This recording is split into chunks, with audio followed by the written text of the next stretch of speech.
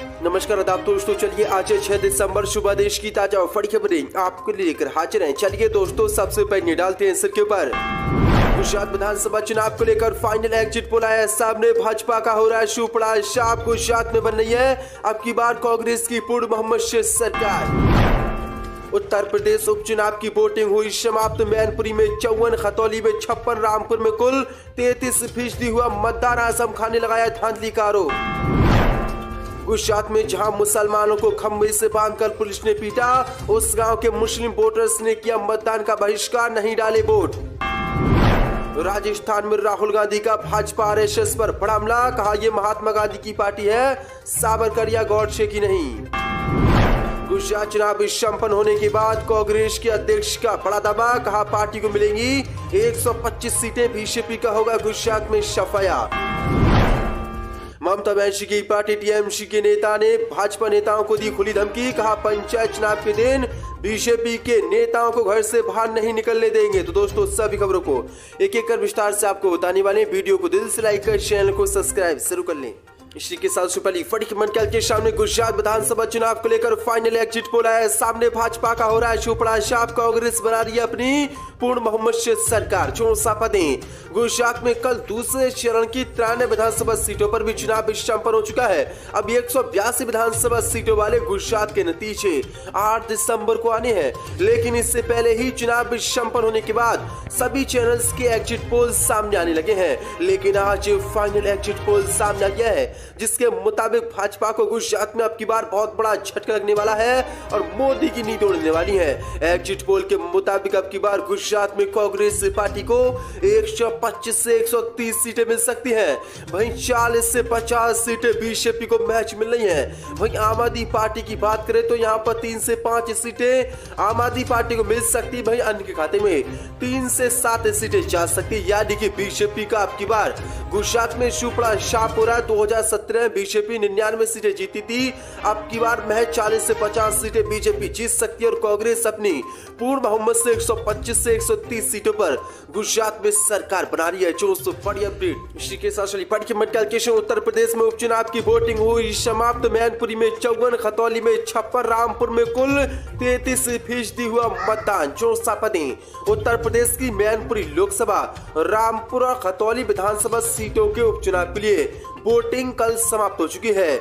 इन चुनावों में बीजेपी और समाजवादी गठबंधन के बीच सीधा मुकाबला है। सपा गठबंधन में राष्ट्रीय लोकदल भी है, जबकि बहुजन समाज पार्टी और कांग्रेस इन चुनावों में चुनाव नहीं लड़ रही है। लेकिन बड़ी अपडेट निकल के सामने आ रही है। उत्तर प्रदेश के रामपुर विधानसभा सीट पर सबसे कम मतदान हुआ है। कुल रामपुर विधानसभा सीट पर 33% मतदान हुआ है। वहीं मैनपुरी लोकसभा सीट पर 54.37% मतदान हुआ है। वहीं खतौली विधानसभा सीट पर 56.4% मतदान हुआ है। यानी कि रामपुर में सबसे कम मतदान हुआ है। और आजम खान ने आरोप भी लगाया है कि योगी और योगी पुलिस ने मुसलमानों को, लोगों को घर से नहीं निकलने दिया और किसी को वोट नहीं डालने दी गई। जमकर यहाँ पर धांधलीबाजी हुई है। जो बड़ी अपडेट है इसी के साथ गुजरात में जहाँ मुसलमानों को खंबे से बांधकर पुलिस ने पीटा, उस गांव के वोटर्स ने किया मतदान का बहिष्कार। गुजरात में खेड़ा जिले के उड़ीला गाँव में मुसलमानों ने गुजरात विधानसभा चुनाव का बहिष्कार कर दिया। ये वही गांव है जहां पुलिस ने अक्टूबर में एक नवरात्रि गरबा कार्यक्रम में कथित तौर पर पत्थर फेंकने के लिए मुस्लिम पुरुषों पर एक खंबे से बांधकर जमकर उनकी पिटाई की थी। गांव के हर मुसलमान ने चुनाव का बहिष्कार किया है। खेड़ा जिले में पुलिस कर्मियों द्वारा कुछ मुस्लिम पुरुषों को गिरफ्तार किया गया था और खंबे से बांधकर उनकी पिटाई की गई थी। इस पूरे मामले का एक वीडियो भी वायरल हुआ था, जिसमें अधिकारी सादे कपड़े में मुस्लिम युवकों की खंबे से बांधकर पिटाई कर रहे हैं, जिसके बाद ये वीडियो वायरल हुआ था और पुलिस अधिकारियों पर अभी तक कोई कार्रवाई नहीं हुई। ये सिर्फ गरबा कार्यक्रम के दौरान हुआ था। इन पर आरोप लगाया था कि मुसलमानों ने गरबा कार्यक्रम में पत्थर फेंके थे। लेकिन बड़ी अपडेट निकल कर सामने आ रही है, चुनाव का बहिष्कार उस गांव के मुसलमानों ने कर दिया और कोई वोट गुजरात में नहीं डाला। इसी के साथ गुजरात में हार के डर से बौखलाई बीजेपी। दांता सीट से कांग्रेस उम्मीदवार पर बीजेपी नेता ने किया जानलेवा हमला। कांग्रेस ने की कार्रवाई की मांग। जो पदें। गुजरात विधानसभा चुनाव के दूसरे चरण की 93 विधानसभा सीटों पर चुनाव संपन्न हो चुका है। लेकिन इस बीच कांग्रेस के राष्ट्रीय अध्यक्ष मल्लिकार्जुन खड़गे ने बीजेपी पर गंभीर आरोप लगाते हुए चुनाव आयोग से कार्रवाई की मांग की है। कांग्रेस अध्यक्ष ने कहा कि हमारे विधायक और गुजरात की दांता विधानसभा सीट से आदिवासी प्रत्याशी श्री कांताबाई खराडी जी पर कल देर रात भाजपा के गुंडों द्वारा जानलेवा हमला किया गया। मजबूरन उन्हें जान बचाने के लिए जंगलों में छिपना पड़ा। क्या चुनाव आयोग इस पर कार्रवाई नहीं करेगा? हार के डर से बीजेपी पूरी तरीके से बौखला गई है। दोस्तों बड़ी अपडेट निकल के सामने आई। कांग्रेस के आदिवासी उम्मीदवार श्री कांति भाई खराडी पर बीजेपी के उम्मीदवार ने जानलेवा हमला किया है, जिसके बाद कांग्रेस उम्मीदवारों को जंगलों में छिपना पड़ा और अपनी जान बचाई। इसी को लेकर अब कांग्रेस ने बीजेपी पर कड़ी कार्रवाई करने की चुनाव आयोग से मांग की है। राजस्थान में राहुल गांधी का भाजपा आरएसएस पर बड़ा हमला। कहा यह महात्मा गांधी की पार्टी है, सावरकर या गॉडसे की नहीं। चुनाव सापदें राहुल की भारत जोड़ो यात्रा राजस्थान पहुंच चुकी है। कांग्रेस सांसद राहुल गांधी की यात्रा मध्य प्रदेश से होते हुए रविवार को राजस्थान के झालावाड़ में पहुंची। यहां आने के बाद राहुल गांधी ने एक मंच से भाजपा और विरोधियों पर जमकर हमला बोला। राहुल गांधी ने कहा कि कांग्रेस महात्मा गांधी की पार्टी है, सावरकर या गॉडसे की नहीं। एक मंच पर राहुल गांधी ने कहा कि सब यात्री सुबह 6 बजे उठेंगे और सिर्फ यात्री नहीं बल्कि कांग्रेस का हर कार्यकर्ता सुबह 6 बजे नहीं बल्कि 5 बजे आपको सड़कों पर खड़ा दिखाई देगा। ये महात्मा गांधी की पार्टी है, सावरकर की नहीं है, महात्मा गांधी की है, गॉडसे की नहीं है। हम तपस्या कठिन मेहनत करना चाहते हैं। हम 8 घंटे आपकी बात सुनेंगे और शाम को हमने क्या देखा, क्या अनुभव किया, इसकी चर्चा हम आपसे 10-15 मिनट करेंगे। लेकिन आज राहुल गांधी ने बड़ा बयान दिया है कि ये सावरकर गॉडसे की पार्टी नहीं है बल्कि ये महात्मा गांधी की पार्टी है। इसी के साथ मैनपुरी सीट पर वोट डालने के बाद अखिलेश यादव का प्रशासन पर हमला। कहा लोगों को वोट नहीं डालने दे रही है पुलिस। उत्तर प्रदेश की मैनपुरी लोकसभा सीट और रामपुर खतौली सीट पर उपचुनाव के लिए वोटिंग हो चुकी है और चुनाव संपन्न भी हो चुका है। लेकिन इसी बीच सपा संरक्षक मुलायम सिंह यादव के निधन के बाद खाली हुई मैनपुरी सीट पर समाजवादी पार्टी और बीजेपी के बीच कड़ी टक्कर है।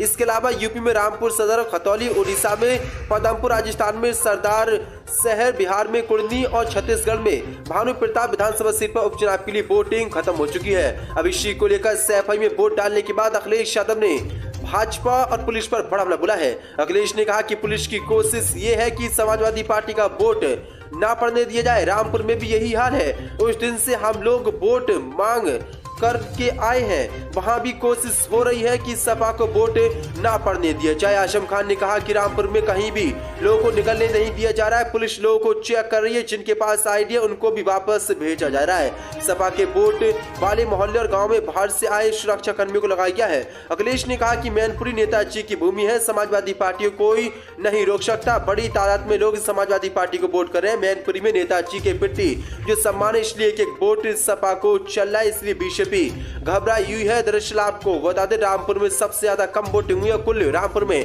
35% मतदान हुआ है। वहीं आपको बता दें खतौली में 40 और 45% मतदान हुआ है। वहीं मैनपुरी में 60% वोटिंग हुई है।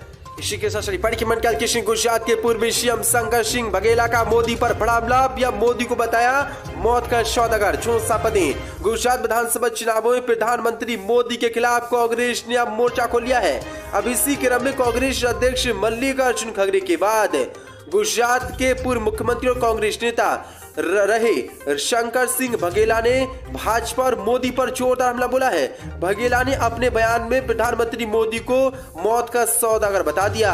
बघेला ने कहा कि सोनिया गांधी नहीं बल्कि मैं भी कहता हूं कि मोदी मौत का सौदागर है। शंकर सिंह बघेला अभी किसी पार्टी के साथ नहीं, वो पहले बीजेपी में थे, फिर मोदी से मन मुटाव के कारण बीजेपी छोड़ दी थी, कांग्रेस में गए।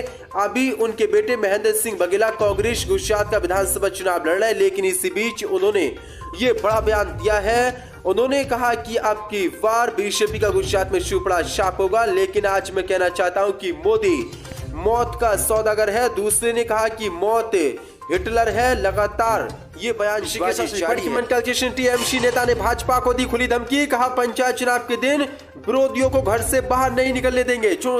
पश्चिम बंगाल के नादिया में तृणमूल कांग्रेस के एक नेता ने एक बार फिर से भाजपा समेत सभी विरोधियों को खुली चेतावनी दी है। टीएमसी के प्रखंड अध्यक्ष ने अगले पंचायत चुनाव में विपक्ष को सदन से बाहर नहीं निकलने की चेतावनी दी।